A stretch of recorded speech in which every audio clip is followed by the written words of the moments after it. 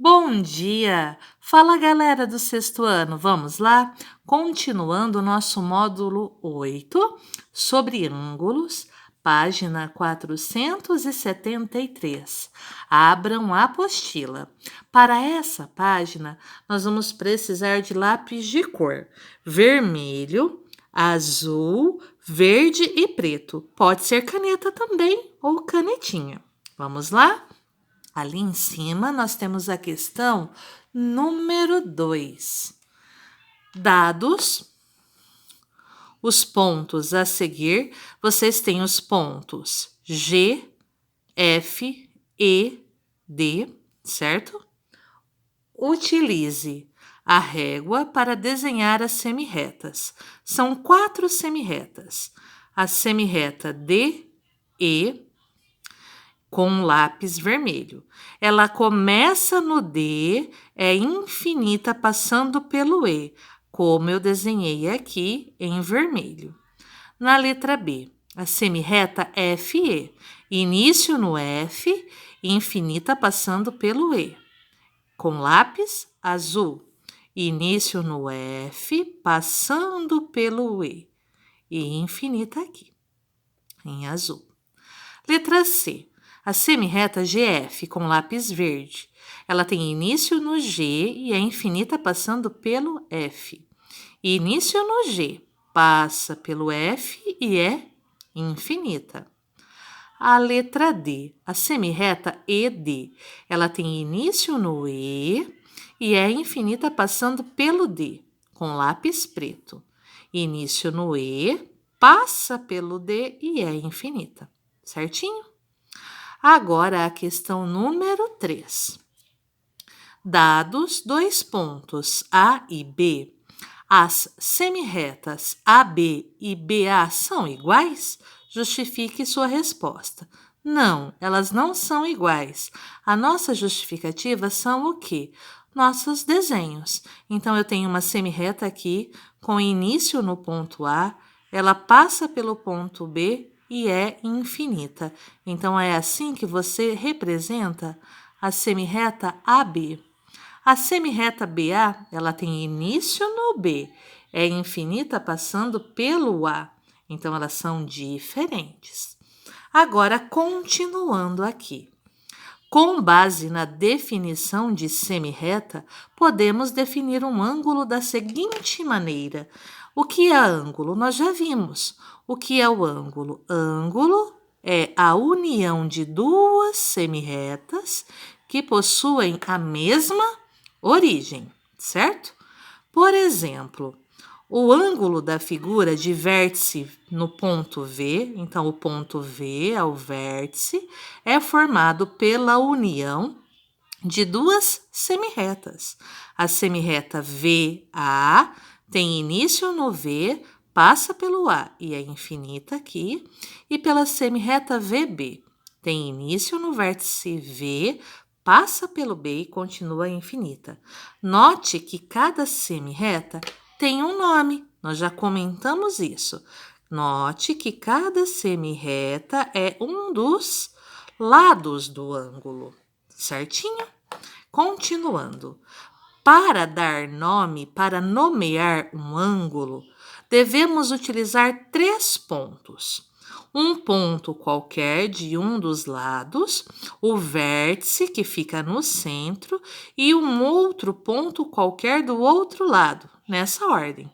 Indicamos assim: o ponto A, o vértice V e o ponto B. Nada impede que você coloque o ponto B, o vértice V e depois o ponto A. Não se esqueçam, o vértice fica no meio, em cima do vértice, o acento circunflexo, indicando que é o ângulo. Então, nós temos o ângulo AVB. O mesmo ângulo também poderia ser chamado de ângulo BVA. Além disso, se C, o ponto C, fosse outro ponto da semirreta VA, como indicado nessa figura aqui ao lado, ele ainda poderia ser nomeado de BVC ou CVA. VB. Nunca se esqueça, quem fica no meio é o vértice, ok? Agora vamos para a nossa próxima página. Prontinho, página 474. Muitas vezes nomeamos um ângulo escrevendo apenas o seu vértice com um acento circunflexo. No exercício passado, o vértice V, não é? Então, podemos representar o ângulo V com um acento circunflexo em cima. Porém, isso só pode ser feito se não estiver desenhado na mesma figura outro ângulo com vértice no ponto V, para evitar confusões. Para indicar a medida do ângulo AVB, escrevemos o M de medida de quem? Do ângulo AVB. Por exemplo, no caso do ângulo desenhado anteriormente, temos M significa medida do ângulo AVB igual a 45 graus. O número 4 é cancelado, nós não faremos. Agora nós vamos para esse exercício aqui de baixo, o exercício 4. As retas desenhadas a seguir se cruzam no ponto F. Então, o que vocês têm? Essas duas retas. Vocês devem prolongar as retas, como aqui no meu modelo, até elas se encontrarem e você vai marcar no ponto de encontro das duas retas o ponto F. Então, atenção, você vai prolongar aqui do lado direito, na reta C, vai prolongar aqui na reta que passa pelo ponto D também na parte direita, até as duas se encontrarem. Esse ponto de encontro é o ponto F. Usando a régua, determine o ponto F, ok? Agora, nomeie as duas retas a partir de dois pontos pertencentes a cada uma delas. Nós temos a reta CF ou FC, como é reta, em cima é a seta dupla, a seta com duas pontinhas. Eu posso também nomear como reta DF, em cima do DF a seta dupla, ou FD, a posição das letras não importa. Então, CF ou FC, em cima a setinha com ponta dupla, DF ou FD e em cima a setinha com ponta dupla. Agora a letra C, que está aqui. Usando a régua e um lápis vermelho, desenhe o triângulo FCD.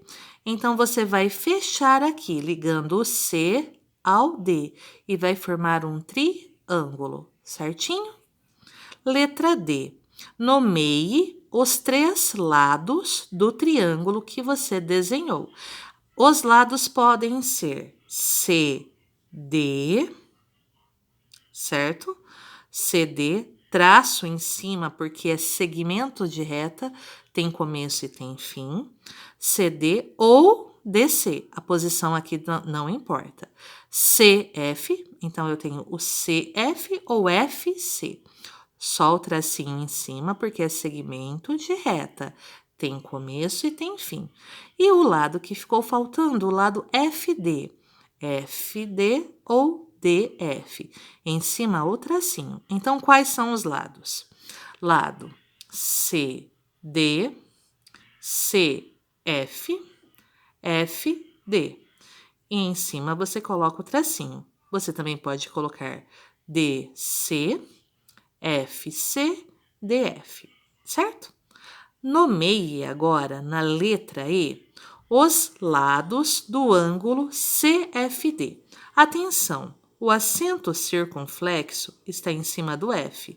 Então, o nosso vértice agora é o F. Por isso, eu destaquei aqui para saber que essa é a abertura. Quais são os lados? O lado FC. Quem tem início aqui? O início é onde, né? Desculpa, onde é o início? No F. E a infinita passando pelo C.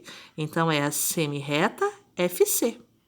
FC é uma semirreta que é lado do ângulo. Qual é a outra semirreta? Tem início no F. É infinita passando pelo D. Então, semirreta FD. Então, a flechinha fica com a pontinha apontando para o D. A pontinha aqui apontando para o C. Letra F. Usando o transferidor, determine o que significa o M? M de medida. A medida do ângulo CFD. Eu já ensinei como medir. O espiral aqui dá um pouquinho de trabalho, tá? Mas você vai encaixar o centro do transferidor em cima do vértice. Vai alinhar o zero, e aqui você tem a linha de fé, com um dos lados do ângulo, certo? Ali, alinhei. Então, esse ângulo, ele tem 43 graus. Perceberam? É um pouquinho antes do 45. Então, aqui você tem o 40, aqui o 45, aqui o 50. Então, 43. Em casa é bem mais fácil para você visualizar todos os tracinhos, tá bom? Então, por enquanto, nós terminamos a página 474. Vamos para a próxima? Pessoal, já abri aqui na página 475. O que eu vou pedir para você agora?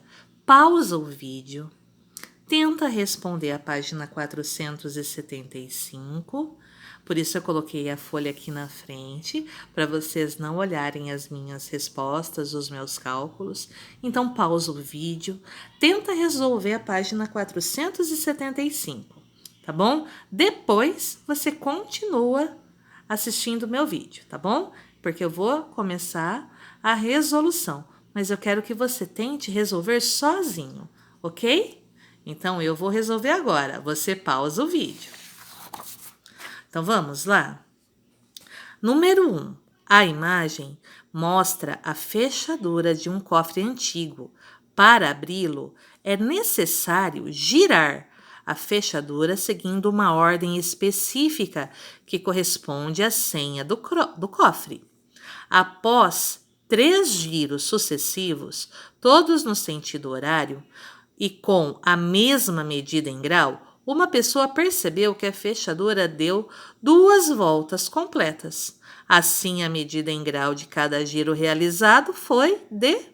Então, eu grifei 3 giros, mesma medida em grau e 2 voltas completas. Você sabe que a volta completa tem 360 graus. Foram quantas voltas completas? 2.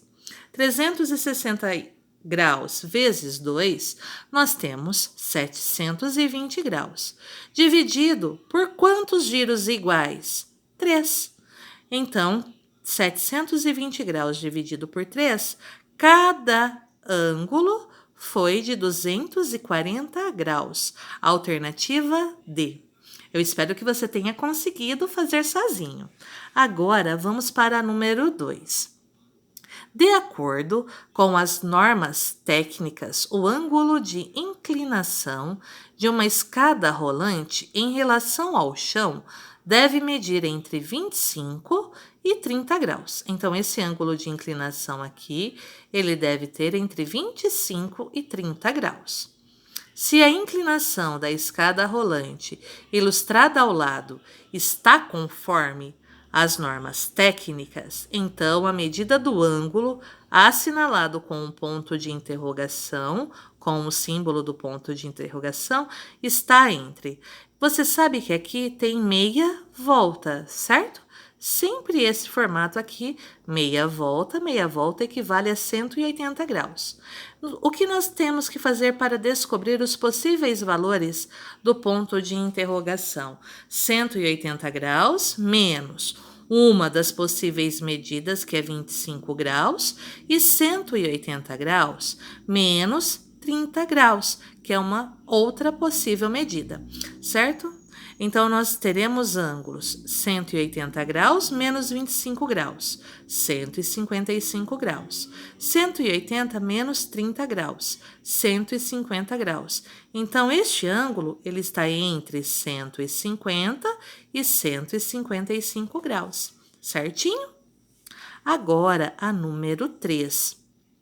A professora de Paula está projetando slides para a turma. De sua carteira, Paula observa os slides sobre um ângulo de visão de 25 graus. No esquema ao lado, o ponto I representa a extremidade inferior da projeção.